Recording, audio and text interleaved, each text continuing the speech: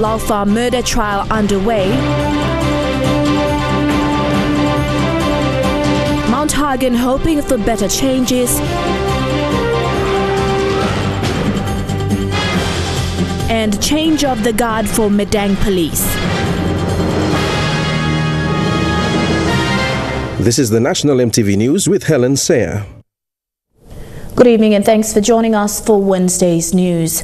5 witnesses have testified on the first day of the trial involving the death of former Miss PNG late Ruby Ann Laufa. The late Ruby Ann died in 2017 and her family has been pushing for justice ever since. The trial is expected to take up to 4 days and is held at the National Court in Port Moresby. Parties involved in this case include the accused Richard Namaliu and the deceased, the late Ruby Ann Laufa, who is represented by the state. At least 10 state witnesses are expected to testify. 5 have testified today. Initially, this matter was registered as a traffic accident, but following the death of the former beauty queen, the accused was criminally charged for murder. He appeared from an extended court bail. The trial is expected to run for 4 days. This morning, when the trial commenced, the accused pleaded not guilty. It has been over 2 years since the matter was first mentioned at the courts here in Port Moresby. This matter will resume at 9:30 tomorrow morning. Tekla Gunga, National EMTV News. The bodies of 2 West Papuan students killed by Indonesian security forces in Jayapura on Monday during a protest were returned last night to their fellow students. It is understood the 2 students, Jerry Murib and Remanus Wesarayak, were shot when security opened fire during the riot at Cendrawasih University. They are part of a group of 27 people killed in 2 separate protests in Jayapura and Wamena in the Central Highlands on Monday morning. At least 100 people, including children, were injured in the shooting. This is part of several waves of independence, anti-racism protests that began in August. Also yesterday, Indonesian police released more than 700 students arrested during the protest at Cendrawasih University.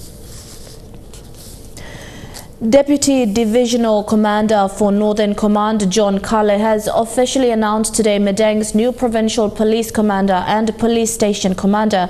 Acting Chief Superintendent John Kale revealed Senior Inspector Rubiang Manzu as Madang's PPC and Inspector Kumau Maba as PSC Madang. Kala said the 2 new commanders were appointed based on the public outcry of poor police performance as well as increasing law and order problems in the province. This morning, Deputy Divisional Commander for Northern Command John Kale held a meeting with all police personnel in Madang. The meeting was for Acting Chief Superintendent John Kale to inform all police officers in Madang that there is a change in command. Becomes effective as from today, Wednesday, the 25th of September 2019. The new acting PPC for Madang will be Senior Inspector Manjuk Rumbian,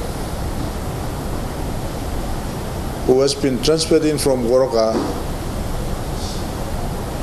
His role as a PSC Goroka before he was a PSC Goroka before he got this new orders to come to Madang. The police station commander is Mr. Mapa, Inspector Mapa, who was the rural commander for Madang. The Deputy Divisional Commander was in Madang since Sunday to make the changes. However, they were not able to locate outgoing Provincial Police Commander Chief Inspector Ben Neneo and outgoing Police Station Commander Chief Inspector Mas Tuman. That is why my team from Divisional Headquarters came up on Sunday. We waited on Monday, we checked his office, he was not here. And on Tuesday we checked again, Mr. Neneo and both Mr. Tuman were not around. So I received another instruction that because of the absence, we have to install the 2 acting PPC and PSC today. Kale says the change in command was done based on the level of performance that was displayed by the 2 outgoing officers, public outcry over increasing law and order problems, and dissatisfaction among all police personnel in the province. A lot of calls and criticisms by the public regarding performance of Madang police. And there was a drop in morale within the organization, within the members of police in Madang. That is purposely why we are here.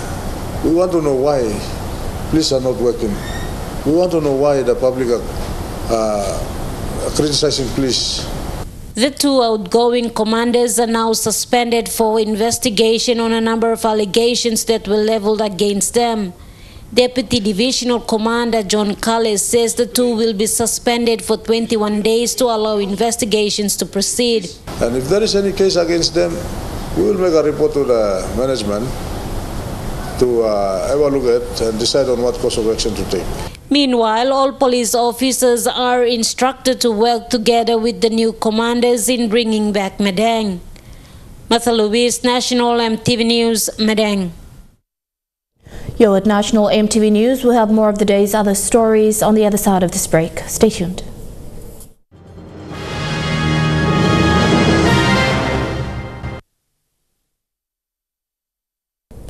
Welcome back. It is hoped that following the swearing-in of the Mount Hagen City Authority Board, the country's 3rd city will see changes. The city authority had no board for close to 7 years. Mount Hagen is one of the 4 centres in the country that operate under the city authority concept. Forget about the past. It has been 7 years since the last city council board set. There was no board due to the failed local level government elections in 2012, which had seen the failing of elections for many ward councillors and presidents. Due to the absence of a city council, rubbish from households and businesses were dumped everywhere in the city, making the city an eyesore.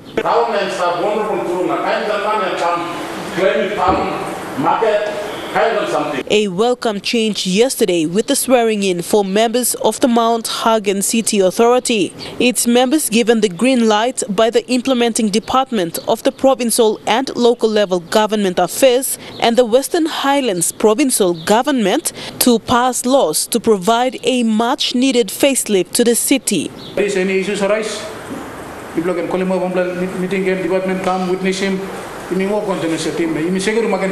Western Highlands Provincial Administrator Joseph Nang says for the first time, the provincial government will support the board and will contribute human resource and ideas to build Mount Hagen City back to its glory days.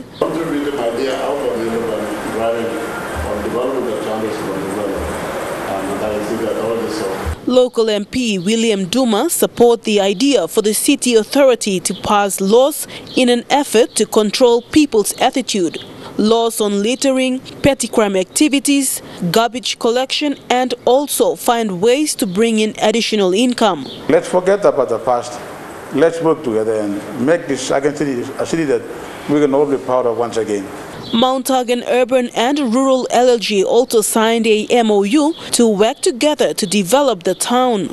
Lord Mayor Jacob Michael said they will be tough on unregistered businesses in the city and garbage collection work will start soon. If some funds from people before even stop, we can release him now. People can make some changes in the town. At present, 4 cities operate under city authorities are Port Moresby, Lae, Mount Hagen and Kokopo. Vasinata Yama, National EMTV News, Mount Hagen. The Huonville Primary School in Lae is still waiting for the Morobe provincial government's commitment of 500,000 kina that was paid to the Provincial Works Division to assist the school to build new classrooms. Last year, 6 buildings that accommodated 24 classes of grades 3 to 8 were condemned and more than 1,800 students were forced out of classes. The school was ordered to shut down by the government departments for not being structurally fit.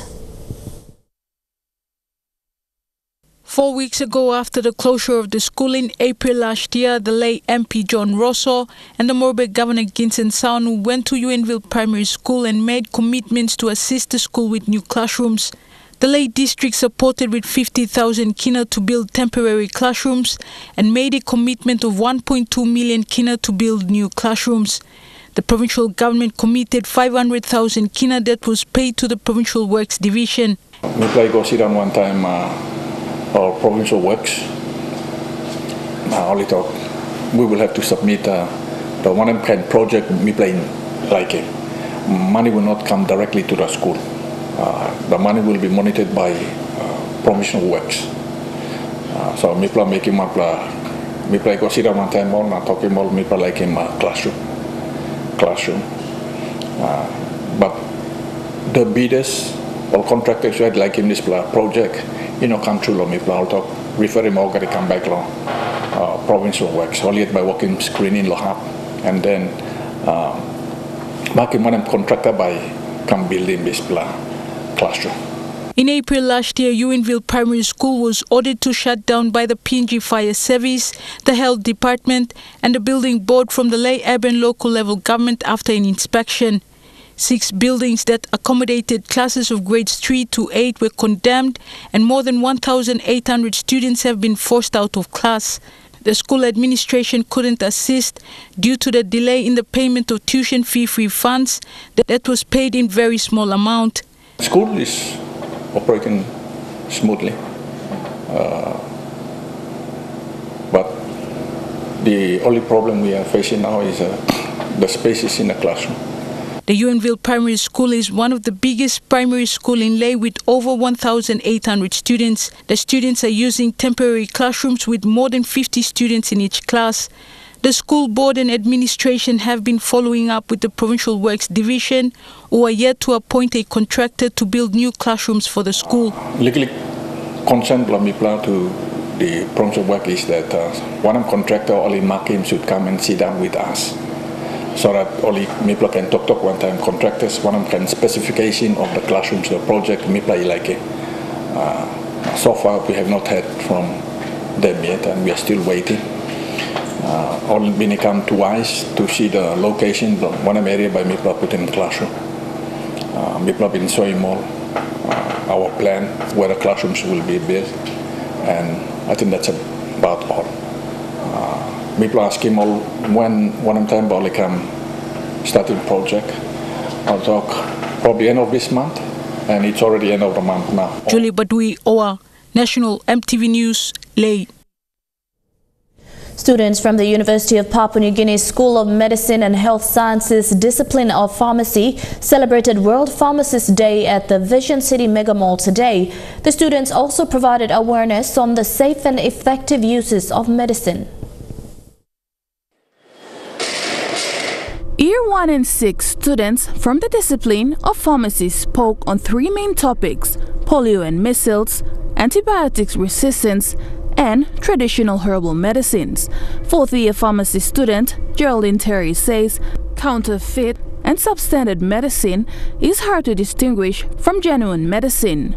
According to the National Medicines Policy 2014, only medicines registered by the National Regulatory Authority, which is the Pharmacy Board, can be allowed to be sold and used in the country. Ms. Terry says it is important to always get medicine from authorized sources. This year the theme is safe and effective medicines for all. So based on the theme we come up with health issues that go in line with the theme so we can carry them out and inform individuals and people about some of the health issues that are affecting them that relate to our profession that we can be able to help.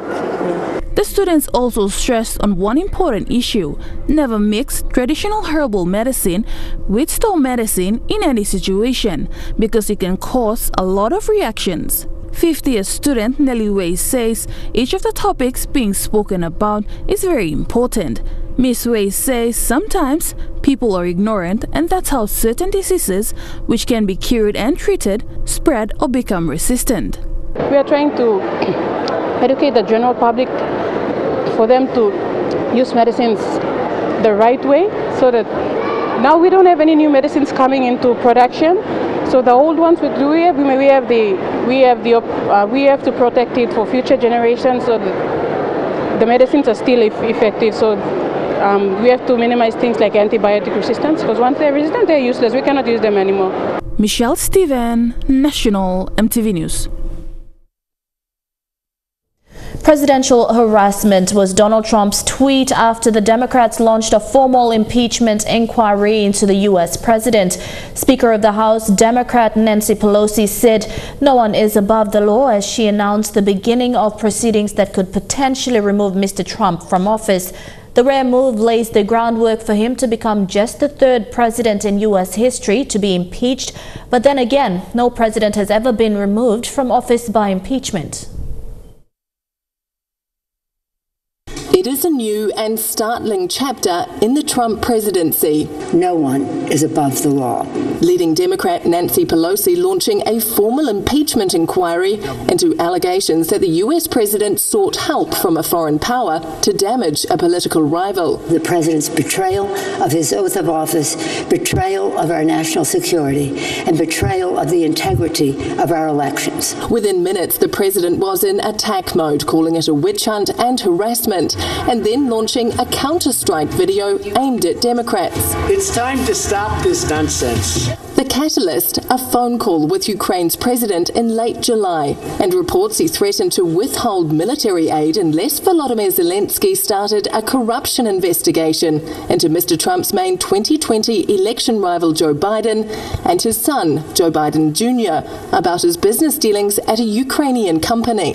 What Joe Biden did for his son, that's something they should be looking at. The information coming from a whistleblower who laid a formal complaint said to have raised an urgent concern. It was a perfect call. There was no quid pro quo, unlike Biden.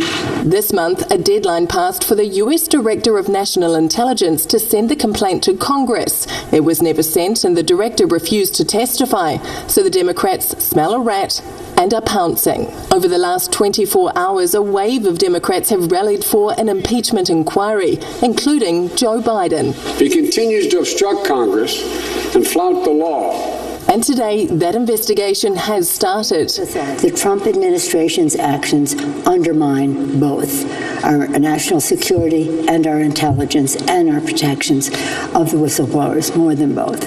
Donald Trump in disbelief just before the announcement. If it's true, I can't even believe it's true. How can you do this and you haven't even seen the phone call? And now vowing to release a full transcript of that contentious call, which started it all. National EMTV News returns with more after these messages. Stay with us.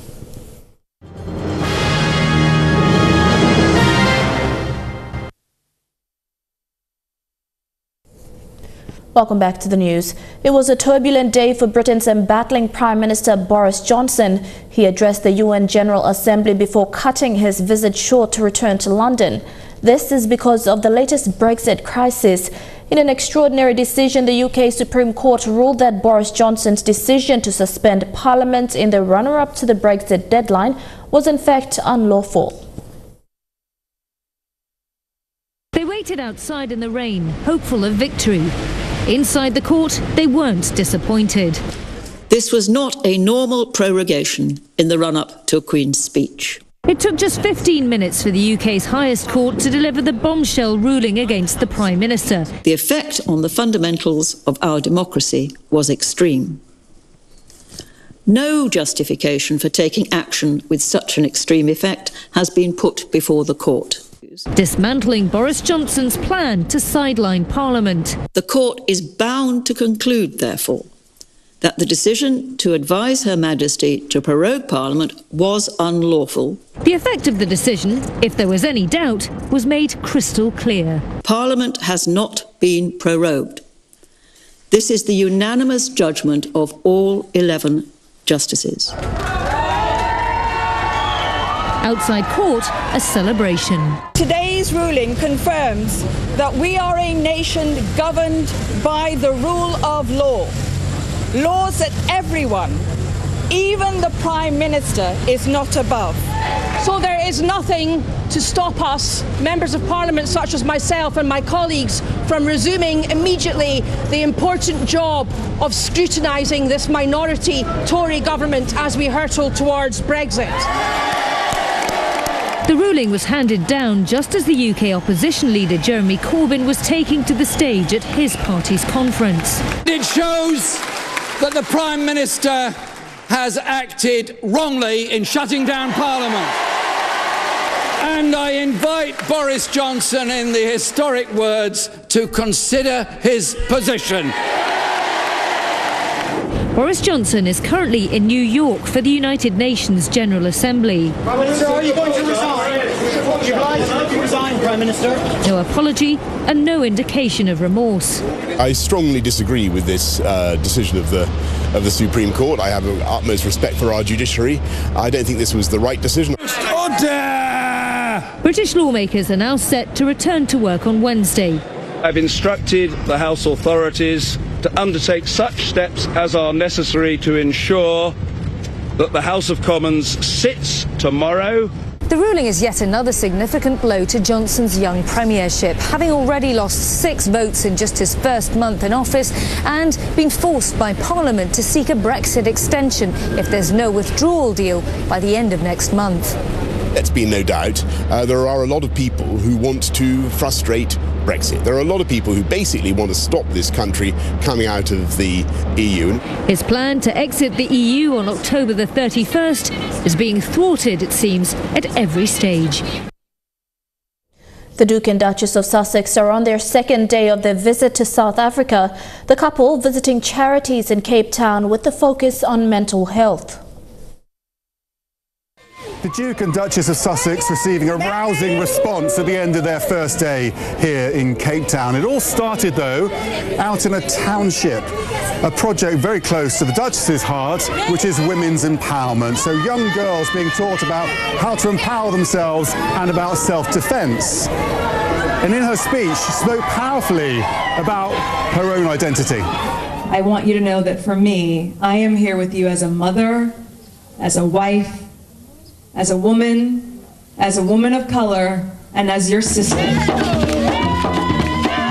After the event, they couldn't avoid but get dragged into the dancing. There was music throughout the day, as there often is here. After that event, they came to this area just to the side of District 6, which is the area which during apartheid was cleared. Tens of thousands of people were sent away from their homes to live in another area, and they found out about that. During the rest of the tour, they'll find out about different parts of South Africa before Prince Harry heads off to Botswana, then Angola, then Malawi, then they meet up again in South Africa in Johannesburg as a family. We don't know when or if we'll see baby Archie, but he is due to make his first public appearance, his first official engagement at some point here in South Africa. So we'll bring you the pictures as we get them. Today's match between Fiji and Uruguay may not be rugby blockbuster, but it means everything to the people of the city where it's been held. Kamaishi was devastated by the 2011 earthquake and tsunami. One man who was there and will be keeping a close eye on the game, a former All Black who counts himself lucky to have survived. March 11, 2011. A day that devastated Japan and almost completely destroyed the rugby-loving seaside town of Kamaishi, leaving more than 1,000 people dead, 3% of its population. Former All Black Peter Alatini counts himself lucky not to be among them. The panic became real when we saw the Japanese people run out of the apartments, and that's very rare. Alatini was playing for the local Kamaishi Sea Waves team that season. March 11 also happened to be his birthday.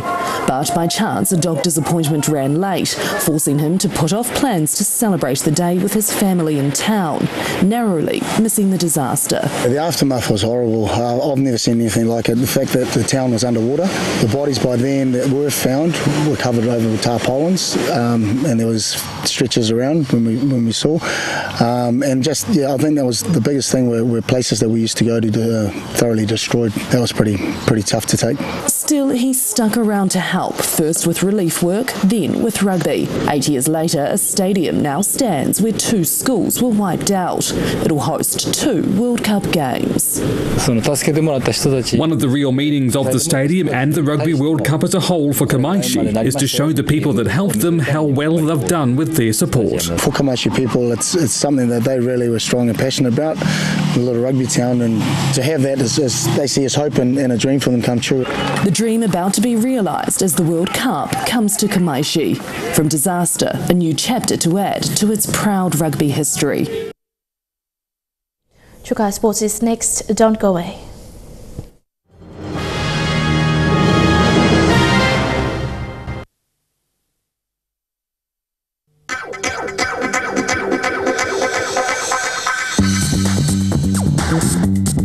Chukai Sports.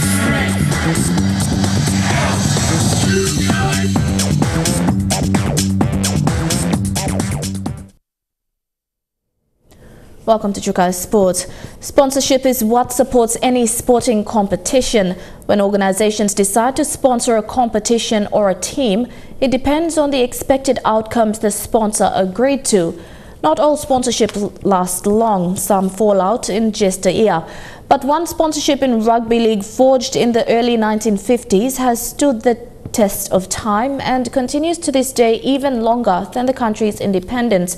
Despite changes in management at both organizations over the decades, the partnership continues and is poised to go well into the future. Rugby league has grown over the years from a sport played by expatriates to now 55 affiliated leagues to Papua New Guinea Rugby Football League around the country, all with local Papua New Guinean players. Partnership and sponsorship is something that has driven the sport of rugby league from park football to semi-professional standard. A well-established rugby league competition and a valid sponsor have grown the game for the past 6 decades. Something that is not widely known. It's iconic, you know, we're a young country. We just turned 44, yeah? Our partnership with Port Moresby Rugby League is older than the country itself. So all those years, the PRL League has been running full seasons from start to end, thanks to the sponsors' partnership with the league. When SP Brewery opened its doors in 1952, in 1953, they started a 66-year partnership with Port Moresby Rugby Football League, the then Papuan Rugby League, making it the longest-standing sponsorship in the history of rugby league. that's something that, you know, not too many companies in PNG can point their finger and say, "Well, we've been with them, you know, for this long." So we take pride in that. Port Moresby Rugby League celebrated its 70th season this year, and SP Brewery continues to back the competition. I don't think on record there's been a partnership like that for that long and consistently. This is year in, year out thing, so it's not a small thing as we say it, you know.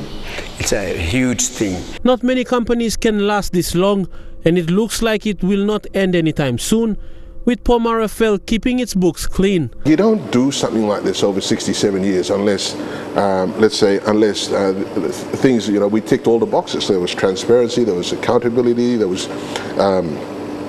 a true partnership, it was a win-win for both teams, you know. Rugby league has grown from an expatriate sport in the 1940s to the country's most popular sport.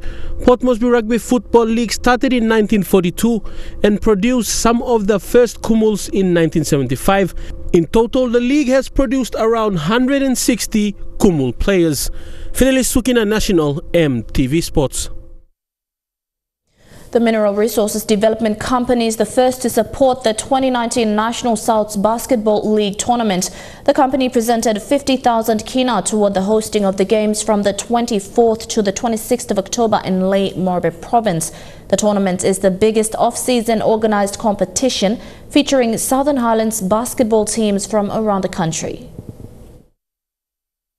On behalf of the National Souths Basketball League, I want to once again thank MRDC for your continued support, not only in basketball but all other sports, in rugby and rugby league and all other soccer and whatever. I mean, something blow South so you may stop now, you may support him. South and big blow something. We are partnering with you with this program that you're going to run this year in Leh. I think that this is something that is linked to the grassroots basketball, and it's not in the proper season, but it's in the off-season. I know that a lot of Southern Islanders will take part in it. Chukai Sports continues after these messages. Stay with us. Chukai Sports. Welcome back to Chukai Sports. In an unusual move, rugby bosses have called out the performances of their own referees in the opening round of the World Cup. Officials have been highly criticised for a number of inconsistencies and leniencies on foul play. The move came just before Samoa's 34-9 win over Russia last night, a match featuring 3 yellow cards. A moment that had All Blacks fans up in arms. Trotty is there quickly, and Trotty gets harassed. Surely that's a professional foul. Jerome Garcesa's option not to punish South Africa with more than a penalty, one of a number of refereeing decisions that's forced World Rugby to act.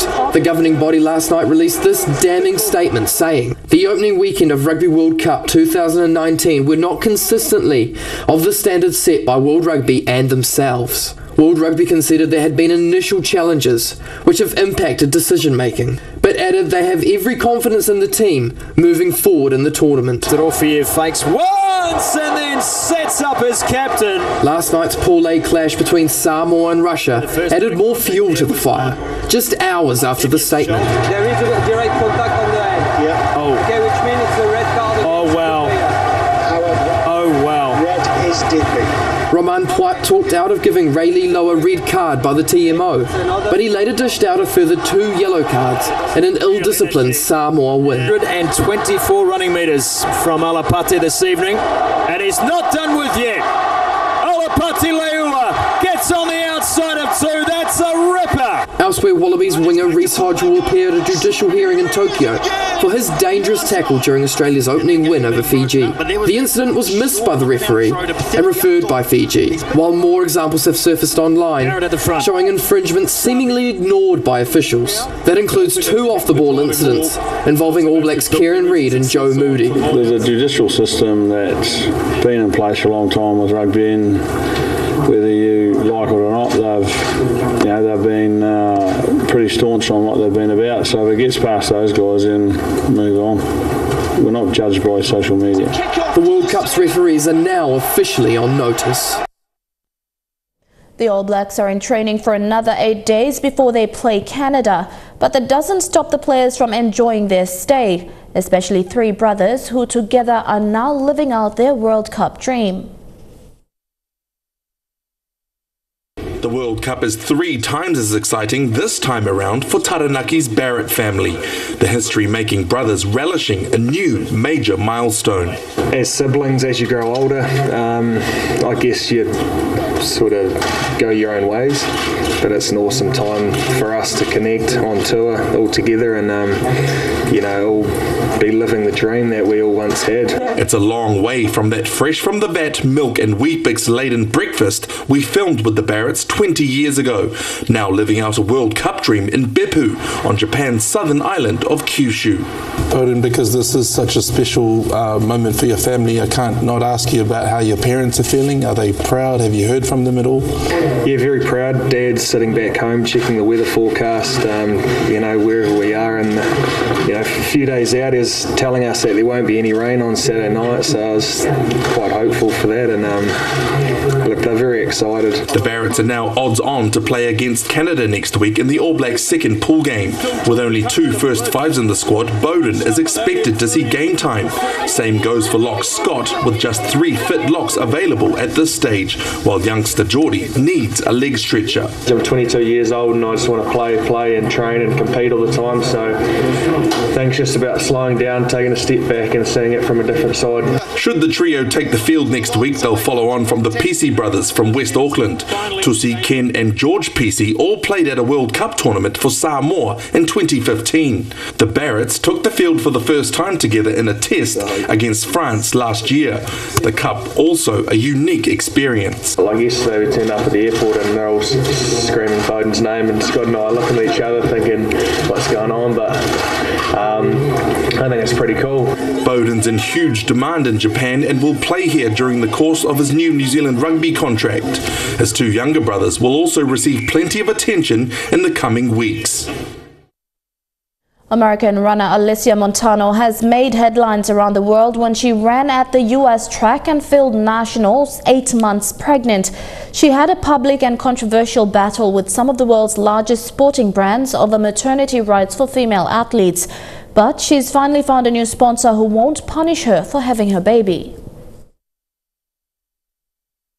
It was just another 800-metre race for Alysia Montao, but for obvious reasons it had everyone talking. That motivation was really about showing the world what it looks like to be a woman and in a different career track, and what it looks like to go for family and career. But the people she was working with didn't agree the two could mix. The Olympian and World Championship medalist used to run for Nike, but while the global brand creates big budget ads that are all about empowering women, she says they weren't interested in paying a pregnant one, so she shifted to ASICS, but didn't get much more understanding there. Not more than a couple months after she was born did I get a call from the new rep at ASICS telling me that we want to talk about your contract, we're reducing you because of your performance last year. And I'm saying, like, this performance that I was pregnant for 9 months of the entire year that year. Following her plight on the other side of the world were Nikki and Adam Clark, creators of Kiwi activewear brand Hagen, who specialise in workout gear for mums. And there was a post on Instagram and it was about her maternity cover and how she wasn't covered during her maternity after having her baby, and I sort of said, if Nike won't sponsor you, we will. Nice dream, right? Well, this month the duo and Montao, who's 5 months pregnant with baby number 3, had a conversation. That's turned into a 4-year sponsorship deal. Yeah, there were bigger brands that, you know, had more money to offer, but the fact that the full person is who they recognized when we were negotiating this deal truly was the ace card. While Montao wants to compete again, if she doesn't, her new sponsors don't mind. At their Northland headquarters, they've hired women who are 6 months pregnant because they're the best person for the job. We just want to help mothers, you know, from the clothing to the things that we do and the way that we treat our customers, to have someone out there that's really actively fighting for mothers. It's fighting that good fight, and it's sort of just, That's what we're all about. Montaño's fight has already seen change. Companies like Nike have amended their contracts, but few guarantee pregnant women will continue to get paid. Caden Shea is doing just that. Pregnancy, birth and becoming a mother is the ultimate performance. So how could you ever, you know, penalise anyone for that? A little Kiwi company who are prepared to just do it right. Chukai Sport ends here. Up next, there were the details for the next 24 hours. Chukai Sport.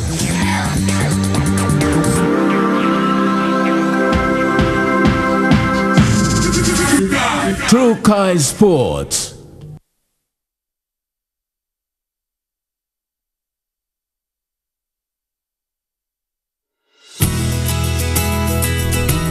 This weather update is proudly brought to you by Money Plus. With you always.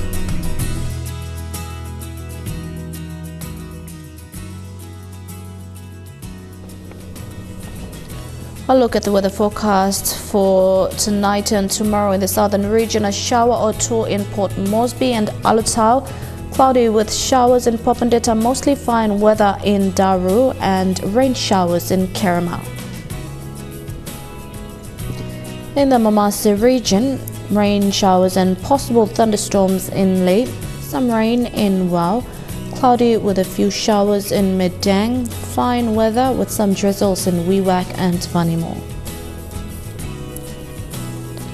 In the New Guinea Islands region, cloudy weather with morning showers in Loringa and Kavieng, rain showers and possible thunderstorms in Kokopo and Rabaul, rain showers in Kimbe and thundery rain showers in Buka. And in the Highlands region, rain showers followed by morning fog right across the region in Mount Hagen, Goroka, Kundiawa, Mendi and Wabeg.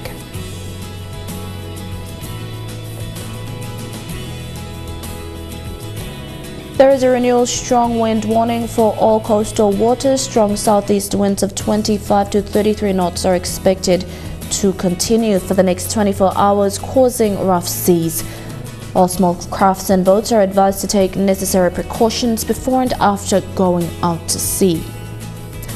There is also a gale wind warning for all coastal waters. Very strong winds of 34 to 47 knots are expected to continue within the next 24 hours, causing very rough seas and high wind waves. All small crafts and boats are advised to take necessary precautions before and after going out to sea. Forecast for small crafts for the next 24 hours. Waters of southern PNG Indonesian border through Torres Strait and Daru to Kiwai Island to Kerama to Yule Island to Hood Point, Arma Coast to Samari Island, including waters of Finschhafen through Vitiaz and Dampier Straits to Siasi Island to Long Island to Karkar Island, Madang to Bogia, seas of 2 to 3 meters. Waters of Samari Island to Cape Vogel to Finschhafen, seas of 1.5 to 2 meters. Waters of Bogia to Wewak to Aitape to Vanimo and northern PNG Indonesian border, with waters of Manus and its western group of islands, and with waters of New Britain to New Ireland and Bougainville, seas of 0.5 to 1.5 meters.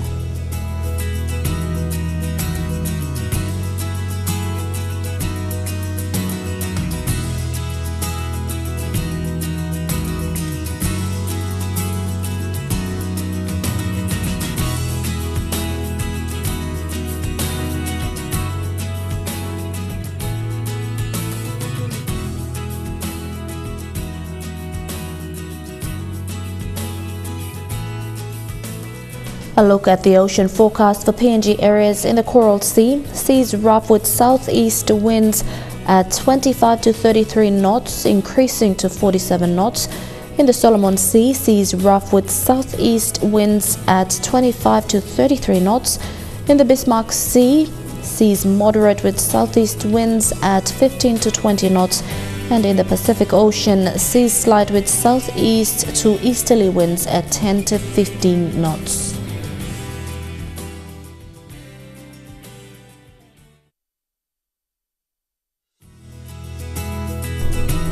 This weather update is proudly brought to you by Money Plus, with you always. And that's the way it is this Wednesday, 25th of September 2019. On behalf of the news team, pleasant viewing. Good night.